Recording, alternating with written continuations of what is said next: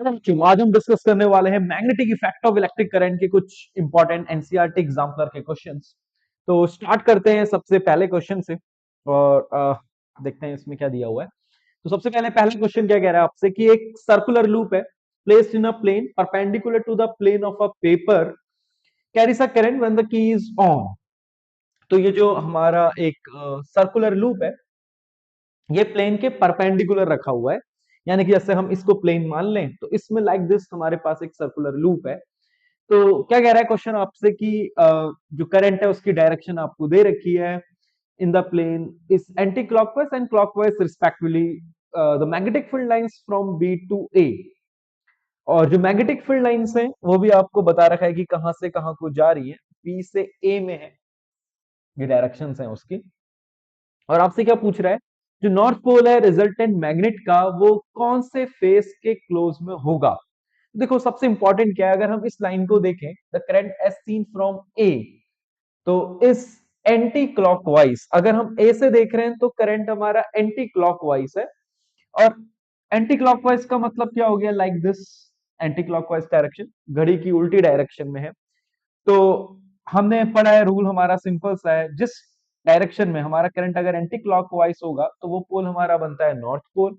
अगर करंट हमारा क्लॉकवाइज है तो वो पोल बनता है हमारा साउथ पोल। तो हमें ज्यादा कुछ देखने की जरूरत ही नहीं है। अगर हमें ये बात समझ में आ चुकी है कि जो करंट अगर हम ए पॉइंट से देखें तो करंट हमें एंटी क्लॉकवाइज दिख रहा है, तो हम सीधे कह सकते हैं कि जो नॉर्थ पोल है वो कौन से फेस के क्लोज होगा, तो ऑप्शन हो जाएगा हमारा सिंपल सा ए। ठीक है। बाकी अगर हम और चीजों को भी देखें, जैसे आगे उसने कह रखा है कि जो मैग्नेटिक फील्ड की डायरेक्शन है वो बी टू ए है, तो इनसाइड से ऐसे जा रहा है हमारा साउथ टू नॉर्थ, और ये बाहर से कहां को जा रहा होगा हमारा नॉर्थ टू साउथ, तो ये लूप ऐसे जा रहा होगा नॉर्थ टू साउथ। तो इससे भी हम कह सकते हैं। तो लेकिन सिंपल तरीका हमारा ये है कि अगर हमें ये दे रखा हो कि करंट की डायरेक्शन एंटी क्लॉकवाइज है, तो हम सिंपल ये देख सकते हैं कि नॉर्थ पोल है तो current anti clockwise, south pole है तो करंट हमारा क्लॉकवाइज। ठीक है, तो बहुत इजी क्वेश्चन है, तो ऑप्शन नंबर ए हो जाएगा इसका। ऐसे ही बात करते हैं नेक्स्ट क्वेश्चन की। क्या कह रहा है इस क्वेश्चन में, if the key in the arrangement is taken out, अगर हम इसमें से की को निकाल दें, की को निकालने का मतलब है कि हमने सर्किट में करंट सप्लाई को बंद कर दिया है, and magnetic field lines are drawn over the horizontal plane A B C D. अब बात कर रहा है कि पहले तो करंट ऑफ कर दो, अब इस प्लेन में मैग्नेटिक फील्ड लाइंस आपको ड्रॉ करनी है। तो क्वेश्चन आपसे क्या पूछ रहा है कि जो लाइंस बनेंगी तो वो कैसी बनेंगी। देखो सबसे पहले हमें कॉन्सेप्ट तो क्लियर है कि अगर किसी कंडक्टर में करंट फ्लो करेगा तो मैग्नेटिक फील्ड क्रिएट होगा, और उस मैग्नेटिक फील्ड की जो लाइंस होंगी कॉन्सेंट्रिक सर्कल्स होंगी। लेकिन वो तब का केस है जब करंट फ्लो होगा। लेकिन जैसे कि इस केस में हमने की तो आउट कर दिया, निकाल चुके हैं हम की, सर्किट को हमने ओपन कर दिया है, तो अब इस कंडक्टर में कोई करंट तो है नहीं हमारा, तो अब ऑप्शन चूज करते हैं, कॉन्सेंट्रिक सर्कल्स हो नहीं सकता, इलेक्ट्रिकल शेप होगा नहीं, तो straight line parallel to each other, जो हमारी अर्थ की मैग्नेटिक फील्ड है पहले से ही, जो पहले से ही थी वही वाली मैग्नेटिक फील्ड हो जाएंगी, और कोई नई मैग्नेटिक फील्ड लाइंस हमारी आएंगी नहीं, जो करंट कंडक्टर के कारण है वो कोई नहीं होंगी। तो हमारे पास एक ही ऑप्शन है दैट इज सी। ठीक है, तो आपको याद रखना है यहाँ पे कि इस समय जो सर्किट है उसे ओपन किया है, क्लोज नहीं किया है, इसमें कोई भी करंट हमारी फ्लो नहीं कर रही है, that is very very important. ऐसे ही बात करते हैं नेक्स्ट क्वेश्चन की। क्या कह रहा है इस क्वेश्चन में, for a current in a long straight solenoid north and south poles are created at the two ends. हमें पता ही है कि किसी भी सोलोनॉइड में जो नॉर्थ है एक पोल, एक साइड हमारा नॉर्थ पोल बनता है, एक साइड साउथ पोल। द जो सोलोनॉइड है हमारा it just behaves like a bar magnet, जैसा एक बार मैग्नेट की मैग्नेटिक फील्ड लाइंस होती हैं वैसे सोलोनॉइड की भी होती है। ठीक है, तो this is very much clear to us, ये बात हमें क्लियर है। तो क्या कह रहा है हमसे कि इन एबीसीडी में से कौन सा स्टेटमेंट हमारा इनकरेक्ट है, that we have to choose. तो बात करते हैं पहले ऑप्शन से, the field inside the solenoid are in the form of straight line which indicates that the magnetic field is same at all points inside the solenoid। ये बात बिल्कुल सही है। हमें पता है कि सोलोनॉइड को अगर हम किसी सप्लाई से कनेक्ट कर दें तो इट बिहेव्स एन इलेक्ट्रोमैग्नेट, और अनसाइड द सोलोनॉइड जो मैग्नेटिक फील्ड लाइंस होती है दैट इज यूनिफॉर्म, सेम होती है। और इस पॉइंट में यही बात कही गई है, यानी कि ये ऑप्शन बिल्कुल सही है। सेकंड ऑप्शन में क्या कह रहा है, the strong magnetic field produce inside the solenoid can be used to magnetize a piece of magnetic material like soft iron core, बिल्कुल सही बात है। अगर हम किसी सोलोनाइट के अंदर कोई मटेरियल डाल दें जैसे कि सॉफ्ट आयरन, जिससे कि हम परमानेंट मैग्नेट भी बनाते हैं, तो उसे मैग्नेटाइज कर सकता है, और ऐसा बिल्कुल होता है, ऐसा हम कर सकते हैं। तीसरा पॉइंट है हमारा, the pattern of the magnetic field associated with the solenoid is different from the pattern of the magnetic field around the bar magnet. ऐसा ये सी पॉइंट में कह रहा है, जो कि बिल्कुल गलत है। होना ये चाहिए था, जो पैटर्न किसी सोलोनॉइड का बनता है, it is same just like a bar magnet. ठीक है, और लास्ट वालों पर से पढ़ने की जरूरत है नहीं, फिर भी देख लेते हैं। The north and south pole exchange position when the direction of current through the solenoid is reverse. ये बात बिल्कुल सही है। अगर आपने सोलोनॉइड में सप्लाई जो कनेक्ट करी है, पॉजिटिव एक साइड, नेगेटिव एक साइड, और उसको इंटरचेंज कर दिया, तो पोल हमारे इंटरचेंज हो जाते हैं। That is absolutely correct. So the answer will be C, क्योंकि उसने कहा था कि इनकरेक्ट स्टेटमेंट कौन सा है, तो ये वाला जो स्टेटमेंट है वो हमारा इनकरेक्ट है, तो इसका आंसर हो जाएगा हमारा सी। ठीक है, इसी को मैंने क्रॉस इसलिए किया है कि लाइन गलत है, लेकिन इस क्वेश्चन का जो आंसर है that will be option number C.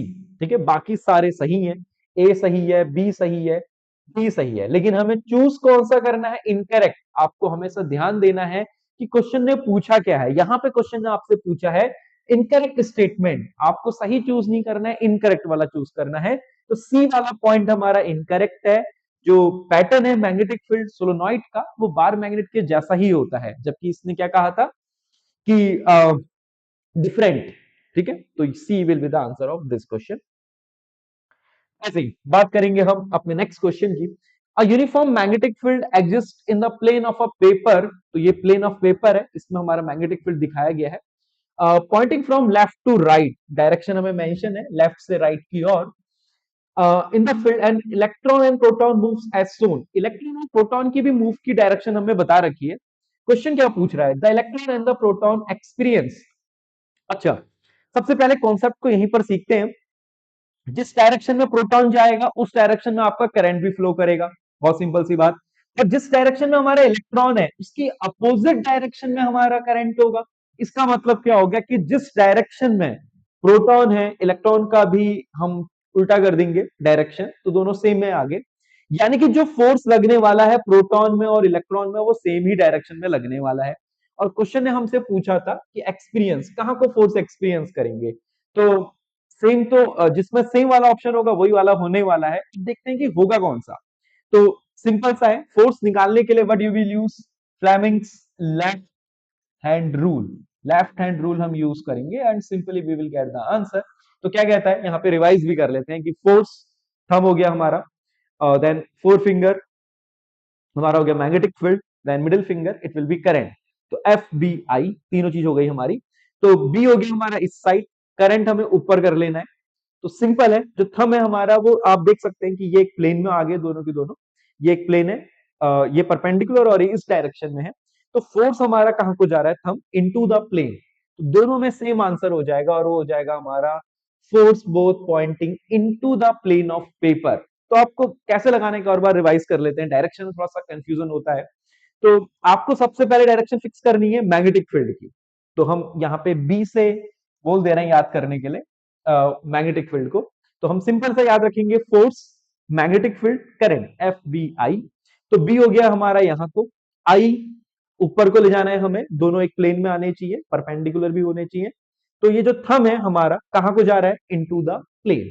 ठीक है, तो force both pointing into the plane of paper, दोनों का आंसर हमारा, दोनों में सेम फोर्स लगेगा, प्रोटॉन में भी और इलेक्ट्रॉन में भी इस केस में। ठीक है, तो बहुत इजी है। Next, choose the incorrect statement, इसमें से हमें इनकरेक्ट स्टेटमेंट चूज करना है। पहला कह रहा है हमसे Fleming's right hand rule is a simple rule to know the direction of induce current. बिल्कुल सही बात है, लेफ्ट हैंड से हम निकालते हैं फोर्स की डायरेक्शन, राइट हैंड से निकालते हैं हम इंड्यूस करंट की डायरेक्शन, याद रखना। B. The right hand thumb rule is used to find the direction of magnetic field due to a current carrying conductor. बिल्कुल सही बात, आपके पास कोई करंट कैरिंग कंडक्टर है, थंब को पॉइंट आउट करेंगे in the direction of current, curl finger आपको देंगे direction of magnetic field lines. बिल्कुल सही बात कह रखी है, तो ये भी सही है हमारा। सी पॉइंट कह रहा है the difference between the direct and alternating current is that direct current always flows in one direction whereas the alternating current reverses direction periodically. This is also true. जो डीसी करंट है वो हमारा एक ही direction में flow करता है, alternating current की direction हमारी चेंज होती है। वैसे तो खैर हमारा आंसर अब लास्ट ही हो जाना है, लेकिन इसको समझ भी लेते हैं। In India the AC changes direction after every 1/50 seconds. तो जबकि होता क्या है, आप देख सकते हैं कि इन इंडिया जो फ्रीक्वेंसी है एसी की वो 50 हर्ज है।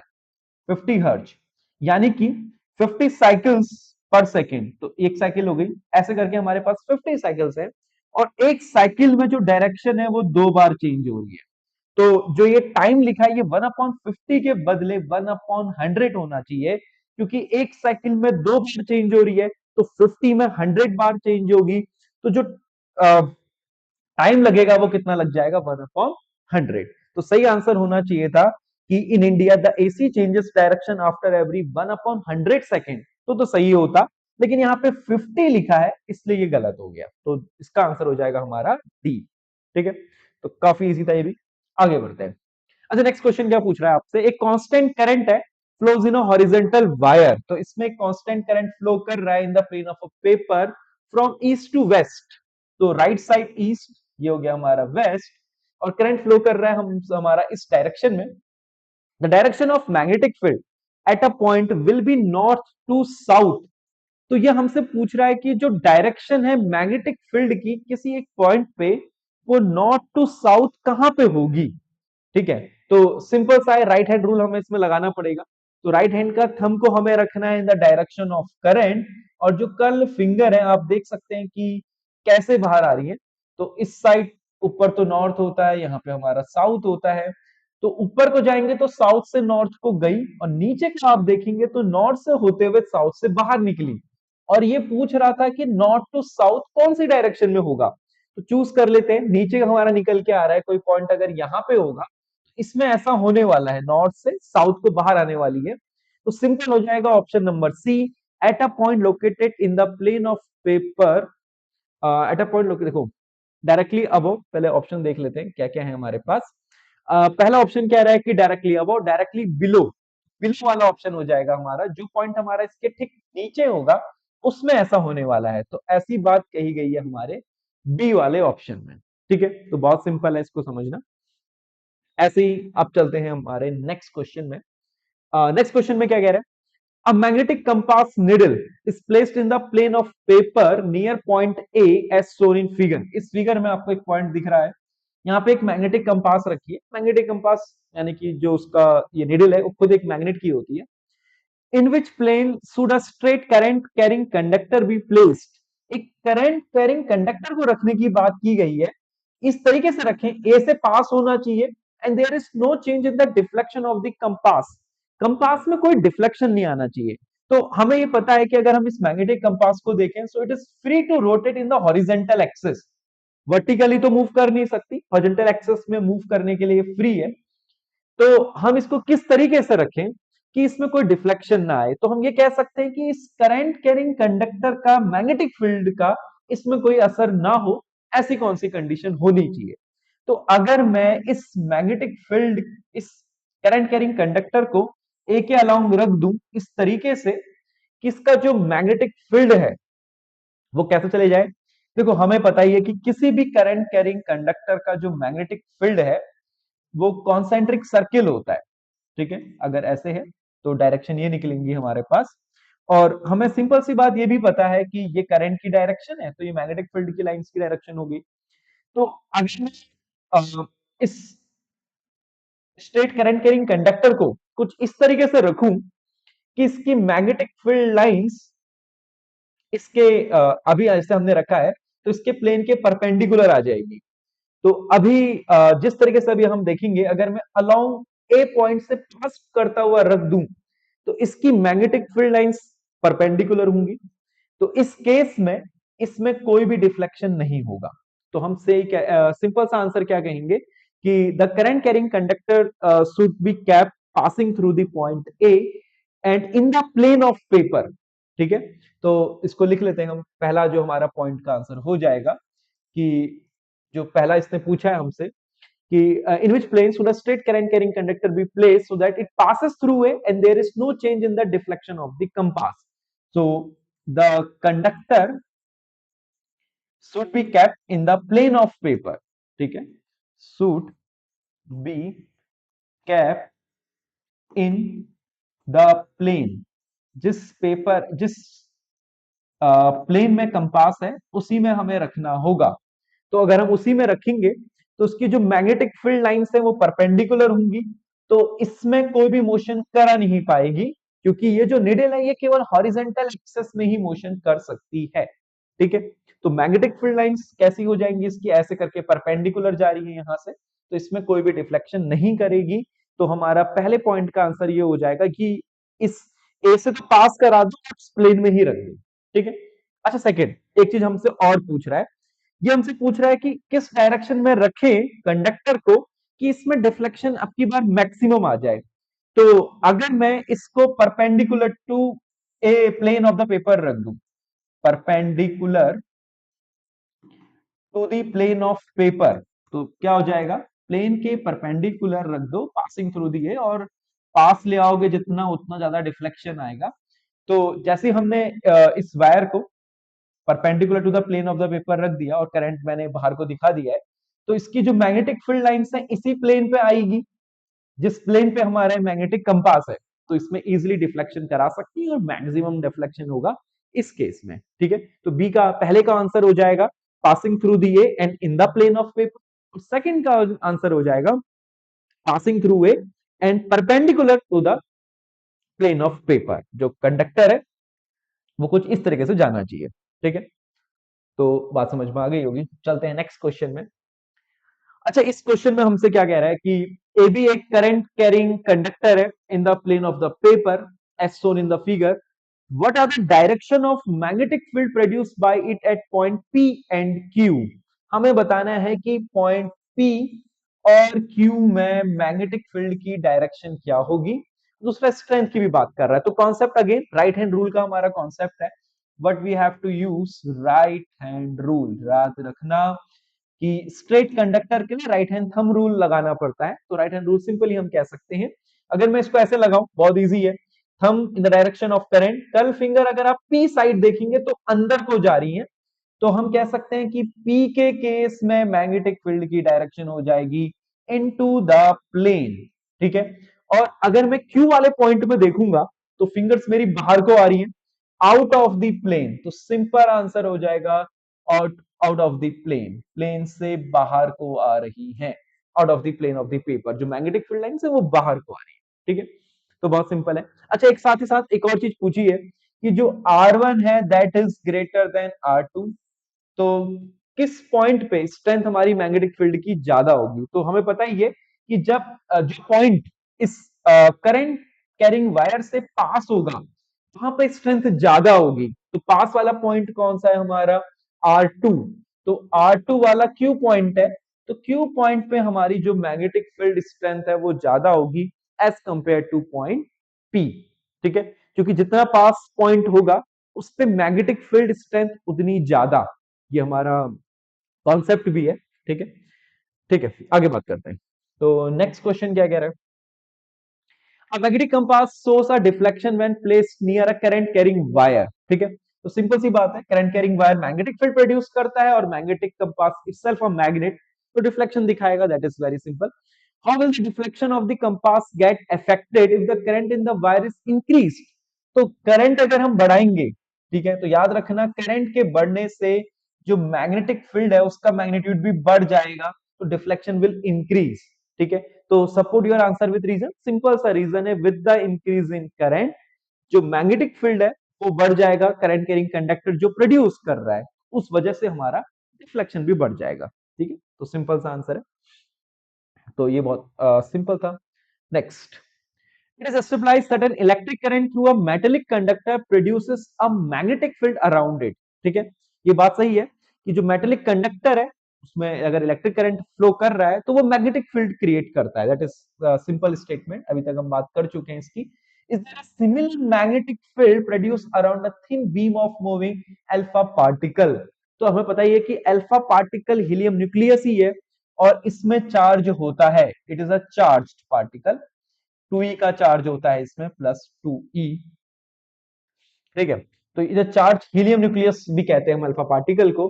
तो इसमें चार्ज है और मूव भी कर रहे हैं, तो चार्ज के मूव करने से करंट तो प्रोड्यूस होगा ही। तो ये बात बिल्कुल सही है कि यस, फर्स्ट केस का आंसर यस हो जाएगा कि अल्फा पार्टिकल की बीम अगर हमारी produce a magnetic field, is there a similar magnetic field produced around a thin beam of moving कह रखा है उसने, तो बिल्कुल सही है, अल्फा पार्टिकल चार्ज भी है, मूव भी कर रही है, तो बिल्कुल सही बात है, it will produce a magnetic field. लेकिन न्यूट्रॉन्स के केस में ऐसा नहीं है, न्यूट्रॉन्स हमारे न्यूट्रल होते हैं, कोई चार्ज नहीं है, तो कोई मैग्नेटिक फील्ड हमारा प्रोड्यूस नहीं होगा इस केस में। तो हम सिंपल सा कह सकते हैं सेकंड केस में no magnetic field will be produce, इस केस में कोई भी मैग्नेटिक फील्ड प्रोड्यूस नहीं होने वाला है। ठीक है,